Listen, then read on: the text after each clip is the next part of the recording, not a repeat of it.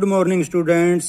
जैसे जैसे आपके व्यू बढ़ रहे हैं मेरी जिम्मेदारी उतनी ही बढ़ रही है। तो आज एमसीक्यू के कुछ एक्स्ट्रा क्वेश्चन भी कर लेते हैं। प्रश्न नंबर 1, प्रशिक्षण का क्या अर्थ है? प्रशिक्षण का अर्थ है किसी कार्य की तैयारी की प्रक्रिया। तैयारी किस प्रकार की प्रक्रिया है? तैयारी एक जटिल प्रक्रिया है। गरमाने की कितनी किस्में या विधियां होती हैं? गरमाने की 2 विधियां होती हैं। शारीरिक अभ्यास में कौन कौन से लाभ शामिल हैं? मनोवैज्ञानिक तंदुरुस्ती, दीर्घायु को बढ़ाना, कुछ बीमारियों में कमी, उपरोक्त सभी। तो इसका आंसर आएगा उपरोक्त सभी। ये तीनों ही जरूरी हैं। ताकत, गति और सहनशीलता को प्राय कैसे बढ़ाया जा सकता है? हमें दवाइयों का प्रयोग नहीं करना है। खेलों में भाग लेके और व्यायाम द्वारा हम ताकत, गति और सहनशीलता में वृद्धि कर सकते हैं। धीमी गति से दौड़ना किस व्यायाम का उदाहरण है? धीमी गति से दौड़ना एरोबिक व्यायाम का उदाहरण है। किस खिंचाव के कारण मांसपेशी छोटी हो जाती है? कंसेंट्रिक खिंचाव के कारण।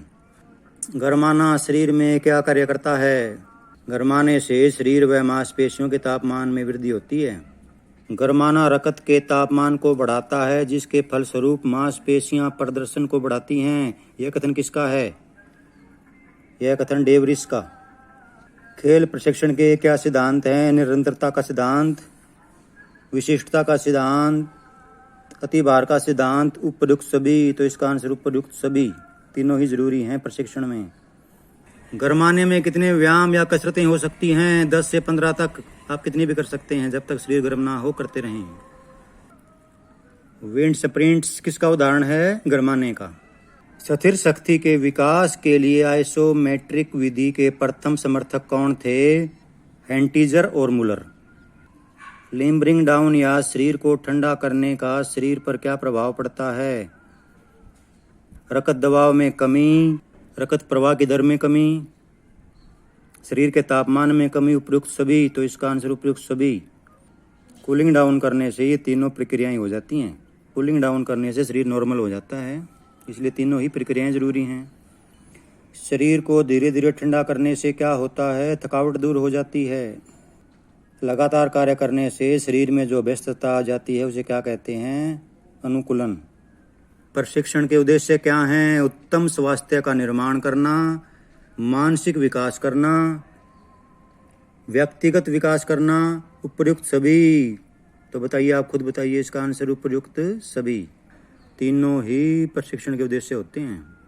आइसोकाइनेटिक व्यायामों को किसने विकसित किया? आपको बताया था मैंने अभी थोड़ी देर पहले, पेरिन ने। फोर्ट लेक प्रशिक्षण विधि क्या सुधारता है? हमारी गति को। गरमाने से क्या होता है? शरीर व मांसपेशियों के तापमान में वृद्धि। वे व्यायाम जिसमें खिलाड़ी की गतिविधियां या कार्य स्पष्ट दिखाई दे उन्हें क्या कहते हैं? आइसोटोनिक व्यायाम। बोझा उठाकर खड़े रहना खालिस्तान व्यायाम का उदाहरण है। आइसोमेट्रिक। बहुत अच्छा प्रश्न। आइसोटोनिक व्यायाम का उदाहरण?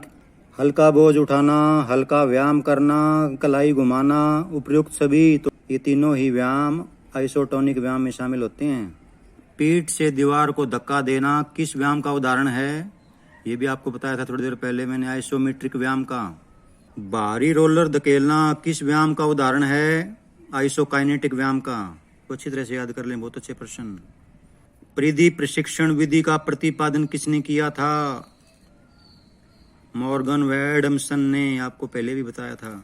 सावधान की पोजीशन में खड़े रहना खालिस्तान व्यायाम का उदाहरण है, आइसोमेट्रिक।